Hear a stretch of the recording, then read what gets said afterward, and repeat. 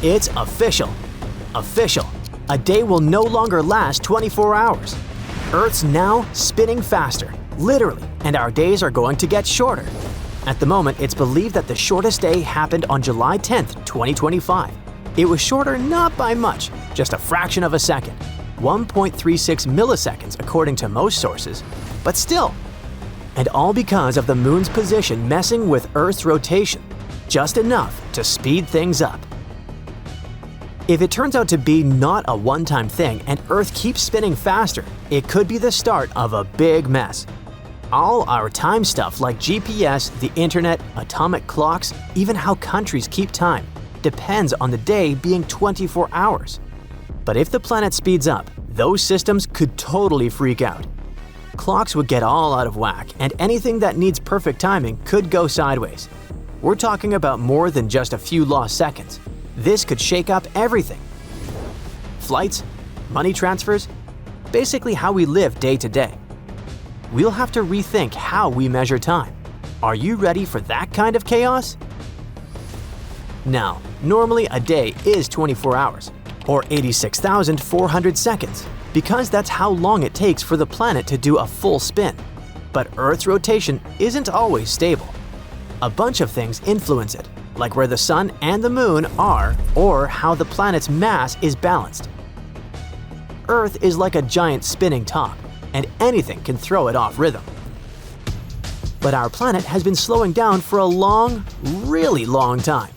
Because according to scientists, about 1 to 2 billion years ago, a day only lasted 19 hours. Not because the planet was lazy or anything. Nope, it was the moon's fault. It was way closer to us back then. Its gravity had a stronger pull, and that made Earth spin faster. And that faster spin meant shorter days.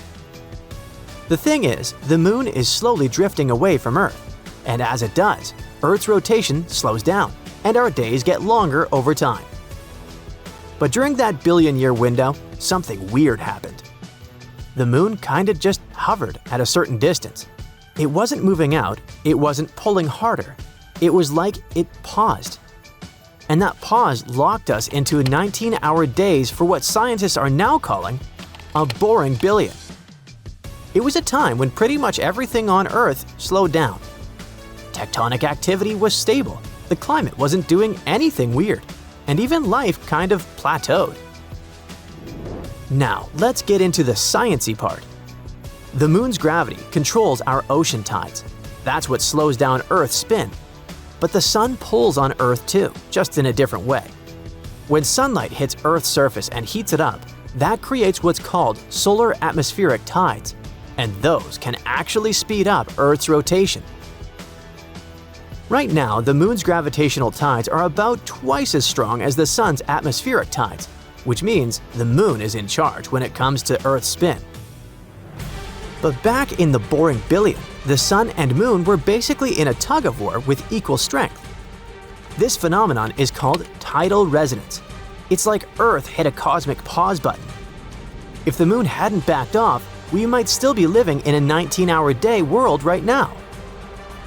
These days, the moon is still drifting away from us, and because of that, our days are slowly getting longer.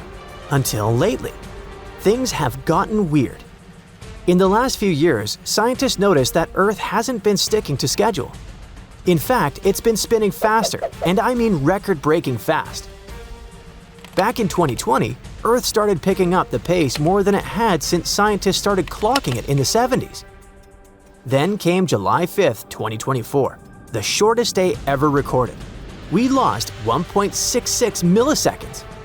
Not a big deal if you're just watching videos on YouTube, but on a planetary scale, it's kinda huge. Now, we get back to July 10th, 2025. On that date, the moon was sitting way up near the poles, very far from Earth's equator. And that changed the game. When the moon is hanging out closer to the poles, it messes with Earth's rotation and makes our days a little bit shorter. That kind of change isn't unusual. Earth's spin has always had some ups and downs. But today, the moon isn't the only factor. According to NASA, human activity is changing how Earth spins too. Between 2000 and 2018, Moving ice and pumping groundwater around the planet shifted enough mass that it added 1.33 milliseconds to our days per century. Natural disasters can mess things up too. Remember the massive earthquake that hit Japan in 2011? It actually shortened Earth's day by 1.8 microseconds. Just one quake, one microjolt to the planet's schedule, but the consequences were catastrophic.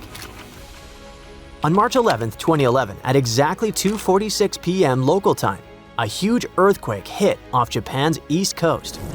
We're talking magnitude 9, one of the biggest quakes ever recorded.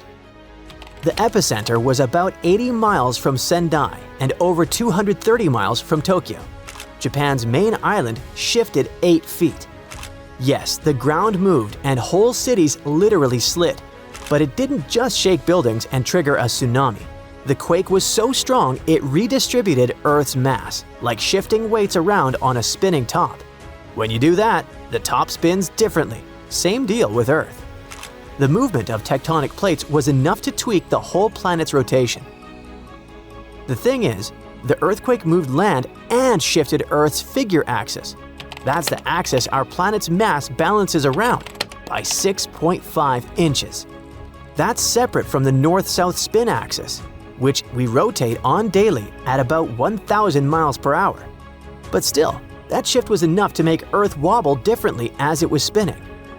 It didn't tilt the entire axis in space. Only stuff like the sun or moon's gravity can do that.